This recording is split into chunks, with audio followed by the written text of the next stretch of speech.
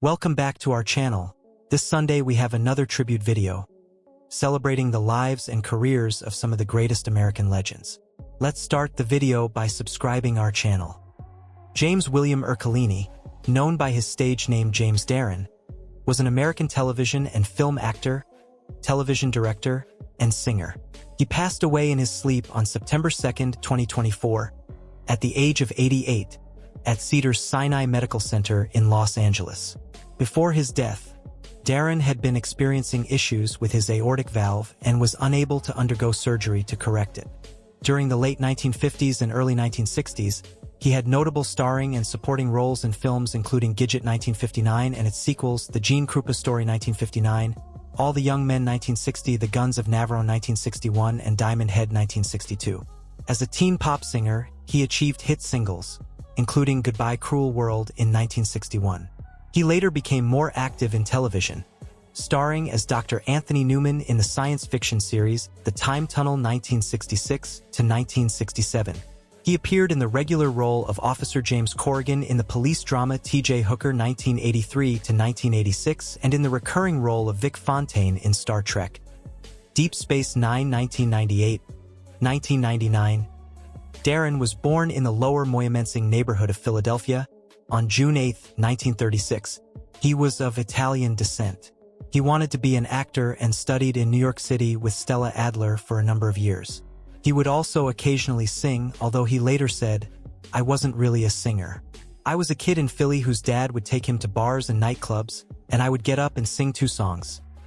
Darren was discovered by talent agent and casting director Joyce Selznick after he got some photographs taken by Maurice Seymour to show potential agents.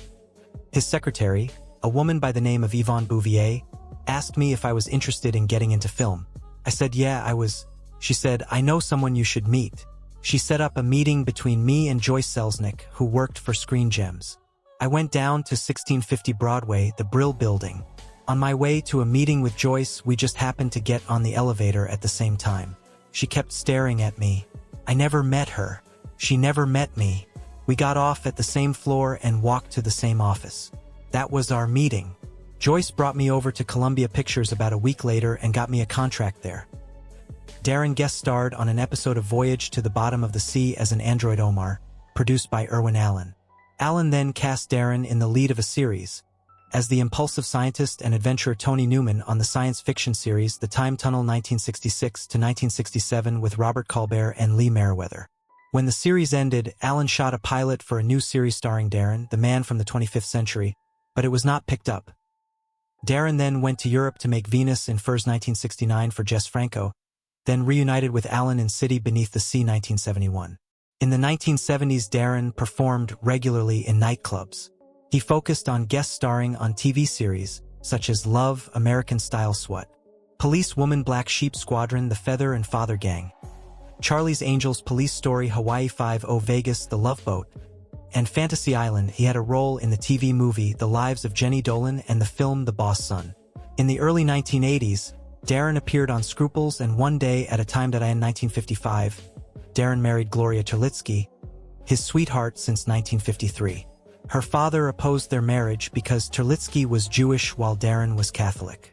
Darren and Terlitsky had a son, James Jr. Jimmy, and divorced in 1958.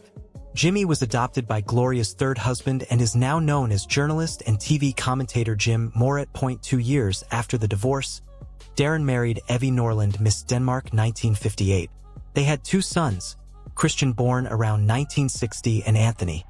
Linda Deutsch was an American journalist known for her coverage of high-profile court cases for the Associated Press AP from 1967 until her retirement in 2014.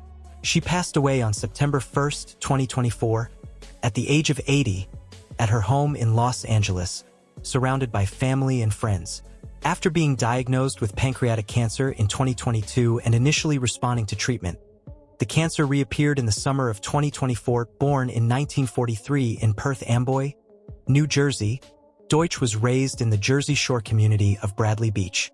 Her interest in journalism began at age 12 when she founded a newsletter for an Elvis Presley fan club. She graduated from Asbury Park High School and earned a bachelor's degree in English from Monmouth University in 1965. Encouraged by her uncle, a newspaper editor, Deutsch pursued a career in journalism despite the field's lack of gender diversity at the time. During college, Deutsch interned at the Perth Amboy Evening News, where she covered the 1963 Civil Rights March on Washington and reported on Martin Luther King Jr. "I Have a Dream" speech, earning her first front-page byline. After graduating, she moved to Southern California and briefly worked for the San Bernardino Sunday. Deutsch joined the Associated Press in January 1967, becoming the only woman in the Los Angeles bureau. Reflecting on her experience as a woman in journalism, she noted that while she did not face harassment, she encountered discrimination in pay and assignments. Her talent and determination led her to rise through the ranks, achieving the title of Special Correspondent in 1992, an honor given to only 18 reporters since the AP's founding in 1846. Throughout her career, Deutsch covered many significant events and trials, including the assassination of Robert F. Kennedy in 1968, the trial of his assassin Sirhan Sirhan, the Charles Manson trials, the case of activist Daniel Ellsberg, and many other high-profile cases involving figures like Angela Davis, Phil Spector, Patty Hearst, Michael Jackson, Robert Blake, Richard Ramirez, the Menendez brothers, and O.J. Simpson. In 1975, Deutsch traveled to Guam to interview evacuees from Vietnam following the fall of Saigon. She also reported on the Rodney King riots in 1992. After her retirement in 2014, she briefly returned to journalism in 2019 to interview O.J. Simpson about his life post-incarceration. That same year, she endowed journalism scholarships at Monmouth University with a $1 million donation. Despite a successful career, Deutsch never married nor had children. She once said, "I have a godson who means the world to me, and I have a very full life, but it never included marriage. I think my relationships mostly broke up because of my work."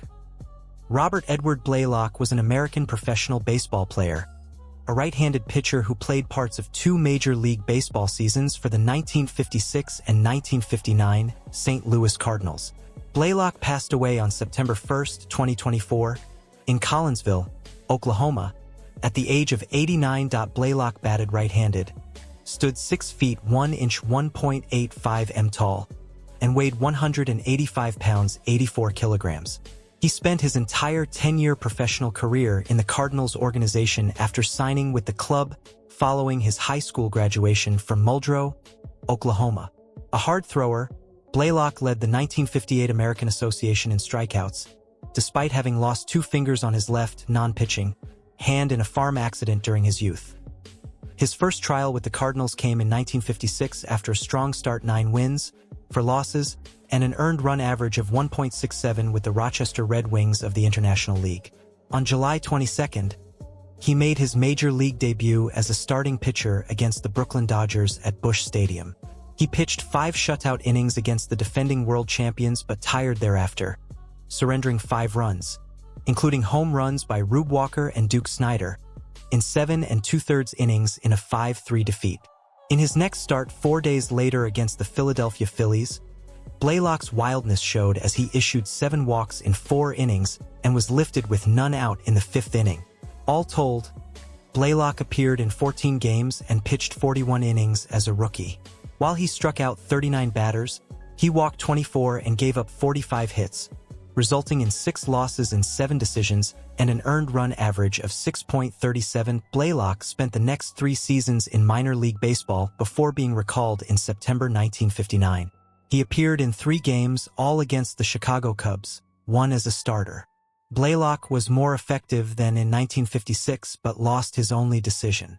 Over his major league career, he appeared in 17 games and pitched 50 innings, yielding 53 hits and 27 walks, with 42 strikeouts. His minor league career ended after the 1962 season, his 4th consecutive season with the Redbirds double a Tulsa Oilers affiliate in Oklahoma. Bob Blaylock was one of 3 men with the same surname who played in the National League during the 1950s.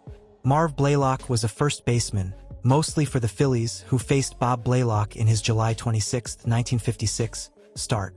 Gary Blaylock, also a right-handed pitcher for the Cardinals, was an occasional teammate of Bob's. Despite sharing the same surname, the Blaylocks were not related.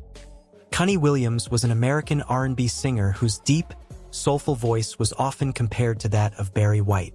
Williams passed away in August 2024, at the age of 61, born in Los Angeles on March 17, 1963. Williams grew up in a vibrant and culturally rich environment.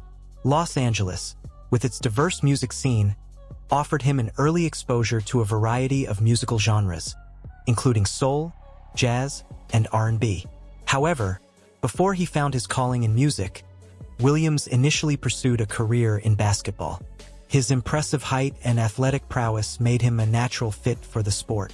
He played college basketball and even had opportunities to play professionally. Despite his promising basketball career, Williams felt a pull towards music that he could not ignore. In the late 1980s, Williams decided to switch careers and pursue his passion for music.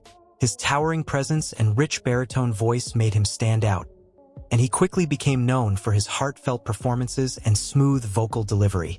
He made his music debut with the album Comin' from the Heart of the Ghetto, which was released in the early 1990s. This album was a reflection of his life experiences and his upbringing in the urban landscape of Los Angeles. The songs on this album were a blend of soulful melodies and socially conscious lyrics, touching on themes of love, struggle, and resilience. Williams' career began to gain momentum with the release of his single Saturday, a smooth, feel-good track that resonated with audiences across Europe. The song became a hit, particularly in Italy, where it charted and received substantial radio play. This success marked the beginning of Williams' popularity in the European music market, a trend that would continue throughout his career. His deep voice and the emotional depth of his music struck a chord with European audiences, who were drawn to his blend of classic R&B and contemporary sounds. Another notable hit, Come Back to Me, solidified Williams' reputation as a talented R&B artist. The song found success in France, where it was embraced by fans who appreciated its heartfelt lyrics and Williams' soulful delivery. His popularity in France was further cemented with the release of his album Nighttime in Paris, which also charted in the country. This album featured a mix of romantic ballads and upbeat tracks, showcasing Williams' versatility as a singer and his ability to connect with listeners on an emotional level. Williams' music was characterized by its smooth production, lush arrangements, and his distinctive baritone voice, which drew comparisons to legendary soul singers like Barry White and Isaac Hayes. His ability to convey deep emotion through his voice made his songs resonate with listeners, and his music often explored themes of love, heartache, and the complexities of relationships. His smooth, seductive voice and his ability to convey emotion through his music made him a favorite among fans of R&B and soul music. In addition to his success in the music industry, Williams also made contributions to film soundtracks, further showcasing his versatility as an artist. One of his notable songs, Life Goes On, was featured on the soundtrack of the movie The Magnet. The film, which explored themes of friendship, identity, and social issues, was a perfect fit for Williams' music, which often touched on similar themes. His song added an emotional depth to the film and helped to convey the film's message to audiences.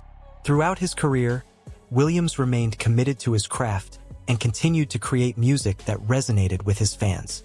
He toured extensively, performing in countries around the world and bringing his music to new audiences.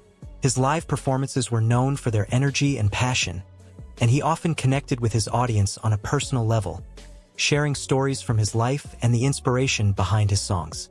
His ability to connect with his fans both on and off stage was a testament to his authenticity and his genuine love for music. Despite his success, Williams remained humble and grounded, often crediting his upbringing and life experiences for shaping his music. He was known for his generosity and his willingness to give back to his community. He often participated in charity events and used his platform to raise awareness about social issues that were important to him. His commitment to making a positive impact in the world was evident in both his music and his actions. In addition to his solo career, Williams also collaborated with other artists, further showcasing his versatility as a musician. He worked with a variety of producers and musicians, blending different musical styles and influences to create unique and innovative sounds. His collaborations included work with other R&B artists, as well as musicians from other genres, including jazz, hip-hop, and pop. These collaborations allowed him to reach new audiences and explore new creative possibilities. Williams' influence extended beyond the music industry.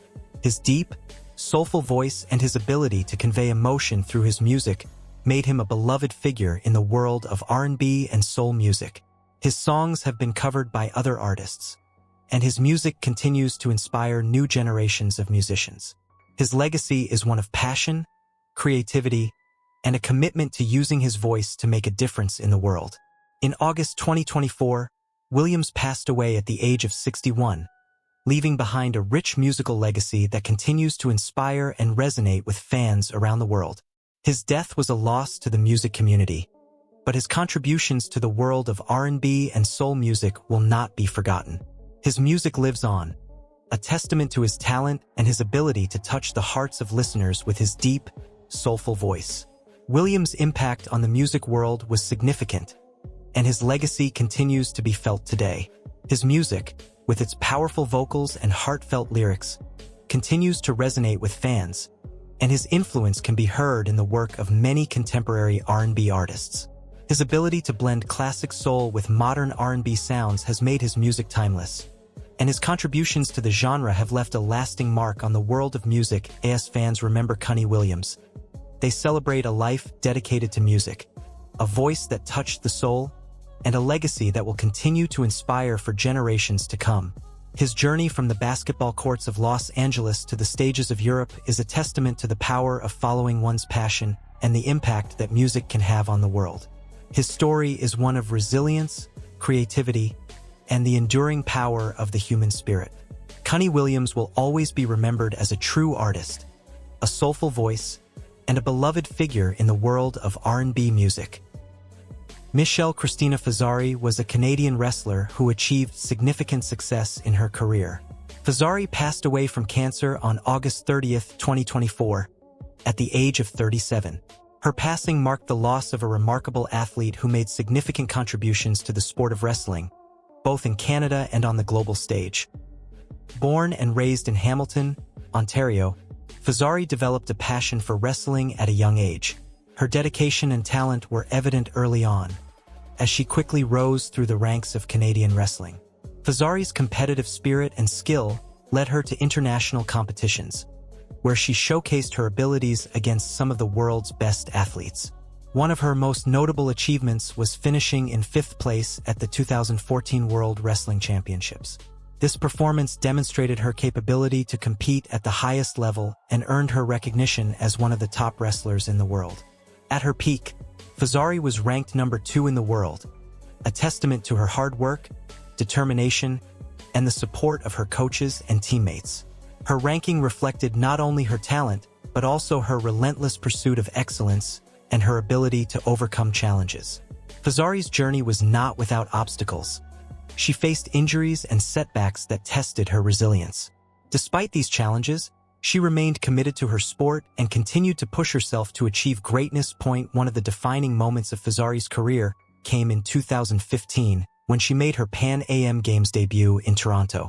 Remarkably, she competed just 3 weeks after undergoing knee surgery, a testament to her strength and determination.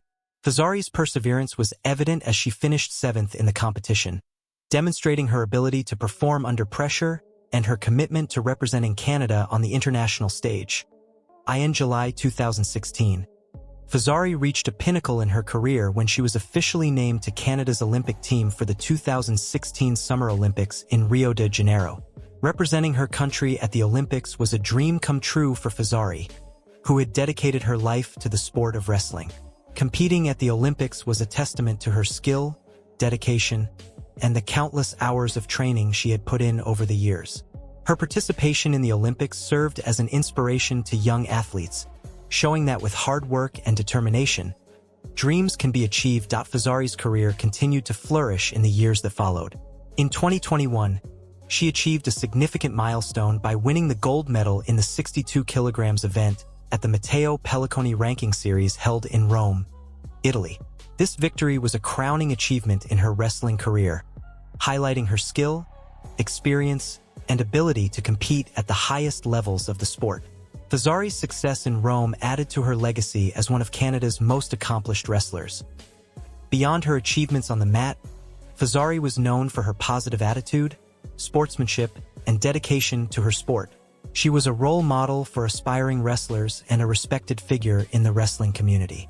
Her contributions to the sport extended beyond her own achievements, as she inspired and mentored the next generation of wrestlers. Fazari's passion for wrestling and her commitment to excellence left a lasting impact on those who knew her and competed alongside her. Michelle Christina Fazari's legacy extends beyond her accomplishments in wrestling. She will be remembered for her courage, resilience, and the positive impact she had on the sport and those around her. Her journey serves as a reminder of the power of perseverance and the importance of pursuing one's passions. Fazari's life and career were a testament to the strength of the human spirit and the enduring legacy of a true champion. Isaac Freeman III, known by his stage name Fatman Scoop, was an American rapper, hype man, and radio presenter. Freeman passed away on August 31, 2024, at the age of 53, after collapsing during a performance in Hamden, Connecticut. Despite CPR being administered at the scene and being rushed to a nearby hospital, he did not survive. His final words, spoken under labored breathing before losing consciousness, were, "If you came here to party, make some noise." Freeman was born and grew up in Harlem, New York City. He adopted the stage name Fatman Scoop, a nickname given to him by his Uncle Jack because of his love for ice cream. He first came to prominence with the release of the single Be Faithful, featuring the Crooklyn Clan, which topped the charts in the United Kingdom and the Republic of Ireland in October 2003, 4 years after its original release. The song also peaked within the top 10 of the charts in Denmark and Australia. Throughout his career, Fatman Scoop collaborated with numerous artists, including Timbaland on the 2001 single Drop, Lil Jon on the 2004 remix of Salt Shaker, Janet Jackson on the 2006 remix of So Excited, David Guetta on the 2009 remix of One Love, and Skrillex on the 2014 single Recess. Although primarily known as a rapper, he was also a hype man and radio presenter and made appearances on television. In 2004, Fatman Scoop appeared on the UK TV series Chancers, mentoring 6 British musicians trying to achieve success in the United States. In 2007, he featured in the animated television series The Boondocks, appearing as himself in episodes from Season 2. In 2008, he and his then-wife, Shanda Freeman, hosted a reality show and podcast on MTV called Man and Wife, covering topics such as jobs, finance, relationships, and sex. On August 27, 2015, Fatman Scoop entered the Celebrity Big Brother 16 UK vs USA house in the United Kingdom as a contestant. He was the 3rd housemate to be evicted, finishing in 11th place. In July 2018, he was featured on the remix of Ciara's single Level Up, which also featured Missy Elliott, marking the first song to feature all 3 artists since 2005's Lose Control. During the COVID-19 pandemic, Scoop transitioned into other businesses, including trucking and an ice cream company, as he was unable to travel as a hype man. In July 2024, he collaborated with Tech9 on the single No Popcorn. On August 30, 2024, the same day he collapsed, Scoop released 2 new singles, Let It Go with Dice Peso and Our House with Dutch electronic music act Bingo Players and American DJ duo Disco Fries. Freeman was married twice and had 2 children. His marriage to Shanda Freeman ended after 13 years. Anthony Philip Swern, known as Phil the Collector Swern, was an English radio producer, record producer, and music collector. Swern passed away on August 31, 2024. He earned the nickname The Collector from his work on Sounds of the 60s with Brian Matthew, due to his extensive collection of music. Born in Ealing, London, Swern was a prominent figure in the music industry as a record producer and songwriter, and he also contributed to television writing. He produced Pick of the Pops for BBC Radio 1 in the late 1980s and early 1990s and continued to produce the show for BBC Radio 2 from 1997 to 2023. Swern was also the producer of Sounds of the 60s for Radio 2 from 2007 until his death, and had previously produced the Saturday Night Bob Harris show for the same station, along with Harris's Radio 1 shows in the early 1990s. In addition to his production work, Swern devised the questions for the Popmaster quiz on Radio 2's Ken Bruce show until Neil Miners and Simon Bray took over this role. He co-wrote the quiz show Pop the Question with Jeremy Beadle and co-created the quiz show That's Show Business with screenwriter Jeremy Pascal. Swern's first record production work was Horace Faith's recording of Black Pearl for Trojan Records in 1970. He went on to produce for many other musicians, including The Pearls, Polly Brown, and R&J Stone, whose 1976 hit We Do It reached number 5 on the UK singles chart. In 1972, he formed the studio group Blue Haze with Johnny Art Hay. Their reggae cover version of Smoke Gets in Your Eyes reached number 27 on the US Billboard Hot 100 and number 32 on the UK singles chart. Known for his vast collection, Swern had the world's only complete collection of every UK Top 40 chart hit since records began in 1952. His significant contributions to the music industry were recognized when he was awarded a BAFTA Gold Badge Award in October 2010. Obie Defoe was an American actor and yoga teacher, best known for his role as Bodie Wells on the television drama Dawson's Creek. Defoe passed away on August 28, 2024. At the age of 51, his death marked the loss of a talented artist and a compassionate individual who dedicated his life to the arts and the well-being of others. Born in Brooklyn, New York, on October 29, 1972, Obie Defoe's early years were shaped by his multicultural upbringing and exposure to the arts. His parents, originally from Nigeria, instilled in him a deep appreciation for cultural heritage and the performing arts. This foundation led Defoe to pursue acting, and he demonstrated a natural talent for the craft from a young age. His passion for acting eventually took him to Yale University's prestigious School of Drama, where he honed his skills and graduated with a degree in drama. Defoe's big break came with his role as Bodie Wells on the popular television drama Dawson's Creek. His portrayal of the character brought warmth and depth to the show, and he quickly became a fan favorite. His performance on Dawson's Creek opened doors to other opportunities in the entertainment industry, leading to a series of roles in both television and film. One of his most notable roles was that of Ragnar in the science fiction series Stargate SG-1. As Ragnar, Defoe brought a sense of complexity and strength to the character, further solidifying his reputation as a versatile and talented actor. Throughout his acting career, Defoe appeared in episodes of several popular television series, showcasing his range and adaptability as an actor. His credits include appearances on Angel, where he played a demon with a conscience, and The West Wing, where he took on a guest role in the critically acclaimed political drama. Defoe's versatility allowed him to take on a wide variety of roles, from comedic parts in The Jamie Foxx Show and Third Rock from the Sun to more serious roles in Half and Half, Crossing Jordan, and Star Trek series Deep Space Nine and Voyager. His ability to seamlessly transition between genres and characters made him a sought-after actor in the industry. Beyond his successful acting career, Obie Defoe was deeply committed to the arts and societal wellness. He was the founder of the Los Angeles-based nonprofit organization Arts Alliance for Humanity, which aimed to maintain and promote arts education in public schools and communities. Through this organization, Defoe worked tirelessly to ensure that young people had access to the arts, believing that creative expression was essential for personal and community development. His advocacy for arts education reflected his belief that the arts could be a powerful tool for social change and personal empowerment. In addition to his work with Arts Alliance for Humanity, Defoe was a passionate yoga teacher. He discovered yoga as a means of maintaining physical and mental well-being, and it became a significant part of his life. As a yoga instructor, Defoe taught classes that focused on mindfulness, self-awareness, and healing. His approach to yoga was holistic, combining physical practice with meditation and spiritual growth. He used his platform as an actor and public figure to promote the benefits of yoga, encouraging others to find balance and peace through the practice. Defoe's life took a dramatic turn in August 2019 when he was involved in a tragic accident. He was struck by a car driven by an intoxicated driver in a grocery store parking lot, resulting in the loss of both his legs above the knee. Despite this life-changing event, Defoe remained resilient and continued to inspire those around him. He approached his recovery with the same determination and positivity that characterized his approach to life. Defoe used his experience to raise awareness about the dangers of drunk driving and the importance of resilience in the face of adversity. In the years following the accident, Defoe continued to teach yoga, adapting his practice to accommodate his new physical condition. He became an advocate for adaptive yoga, teaching classes that were accessible to people with disabilities and limited mobility.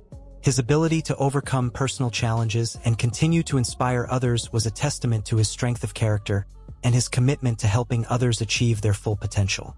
Obindifo's Nigerian heritage was an integral part of his identity, and he often drew upon his cultural background in his work.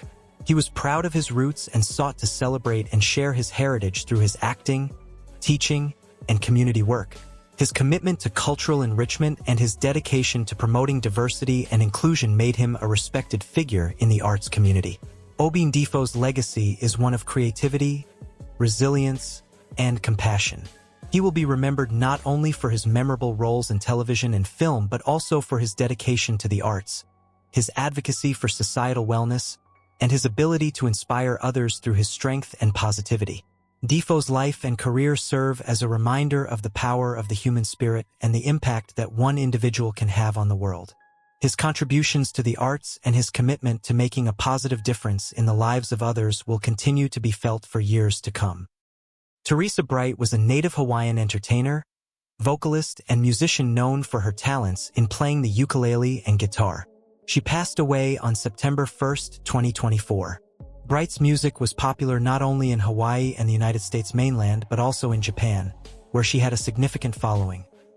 Much of her repertoire featured lyrics in the Hawaiian language, but she also had an extensive jazz and hapahaole repertoire. Bright attended the University of Hawaii and launched her music career in the 1980s as one half of Steve and Teresa, alongside Steve Mai. Her first solo album was released in 1990. In recognition of her contributions to music, she received a Lifetime Achievement Award from the Hawaii Academy of Recording Arts on December 6, 2020. Bright's popularity in Japan led to some of her albums being exclusively released in the country. Besides her success in album sales, she also participated in Japanese advertising campaigns for brands such as Max Factor, Toyota, NTT Japan, Sapporo Beer, and Japan Airlines. Shannon Doherty, the actress known for her roles on Charmed and Beverly Hills 90210, has died after a battle with cancer. She was 53. Doherty's death was confirmed Sunday by publicist Leslie Sloan in a statement shared with USA Today after people broke the news of the star's death. On Saturday, the actress lost her battle with cancer after many years of fighting the disease. Sloan's statement read, "The devoted daughter, sister, aunt and friend was surrounded by her loved ones as well as her dog, Bowie," the statement said. "The family asks for their privacy at this time so they can grieve in peace."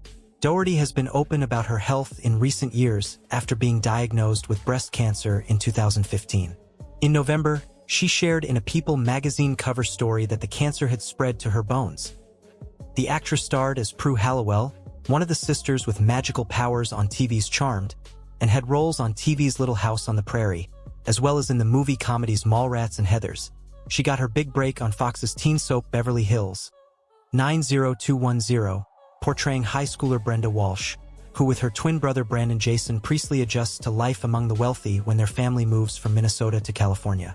In 2016, she told USA Today that the cancer had spread to her lymph nodes. For a brief period, it appeared Doherty was in the clear. After a single mastectomy that same year, she completed radiation and chemotherapy treatment in February 2017 and announced she was in remission 2 months later. Then, in February 2020, Doherty revealed that her breast cancer had metastasized to stage 4. In June 2023, she announced on Instagram that a CT scan months prior showed the cancer had spread to her brain, for which she was receiving radiation. "My fear is obvious," she wrote in her post. "I am extremely claustrophobic and there was a lot going on in my life. The turmoil, the timing of it all. This is what cancer can look like." When she shared in November 2023 that the cancer had spread to her bones, she sought to dispel the idea that she was helpless. "People don't know a lot about cancer. I think they sort of assume it means you can't walk, you can't eat, you can't work. They put you out to pasture at a very early age, you're done, you're retired. And we're not," she told people. "We're vibrant, and we have such a different outlook on life. We're just so grateful for every second, every hour, every day we get to be here. We are people who want to work and embrace life and keep moving forward."